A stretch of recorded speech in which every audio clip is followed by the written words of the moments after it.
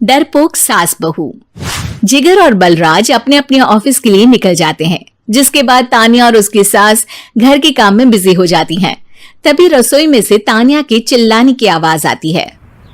ओए माँ, बचाओ रे! उश, उश, उश, भागो यहाँ से! तानिया की आवाज सुनकर उसकी सास भी वहां आ जाती है। अरे क्या हुआ? और इस तरह स्लैब पर चढ़कर क्यों बैठी हो? उस छिपकली की वजह से। है? छिपकली? अरे कहाँ है छिपकली? ऐसा बोलते हुए तानिया की सास भी डर कर स्लैब पर चढ़ जाती है। अरे जब इन छिपकलियों को घूमने के लिए हमने दीवार और छत दी है, फिर ये हमारे घूमने की जगह पर क्यों उतर आती है? मुझे क्या पता, सामने बैठी है, आप ही पूछ लो ना, साथ में भगा भी देना।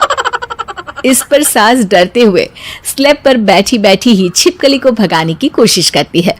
हुश, हुश, हुश, अरे जा ना, वापस अपने घर जा। सासू माँ, छिपकली है, कुत्ता नहीं।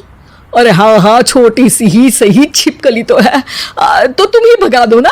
तानिया की सास उसे स्लैब से नीचे गिरा देती है, जिस पर छिपकली तो डरकर भाग जाती है। लेकिन दोनों सास बहू के बीच टॉम एंड जेरी वाला खेल शुरू हो जाता है।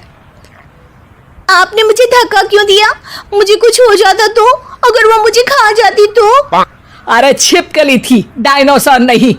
हाँ, सिर्फ छिपकली ही थी, और आपको उससे डर नहीं लगता तो खुद क्यों नहीं भगा दिया?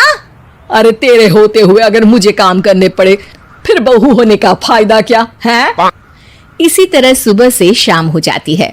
जिगर और बलराज भी ऑफिस से घर वापस आ जाते हैं, लेकिन सास बहू की तू मैं खत्म नहीं होती। आज इस सभा का मुद्दा क्या है? मम्मी ने मुझे छिपकली के सामने फेंक दिया। अरे वाह मेरे डरपोक, मुझ पर 30 साल से शेरनी जैसे हुक्म चला रही हो और एक छिपकली से डर गई।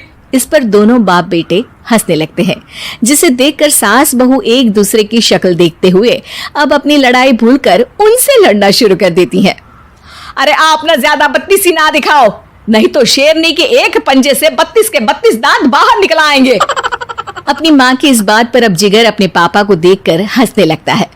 अरे क्यों पापा, आ गया स्वाद? अभी आपको भी आएगा स्वाद।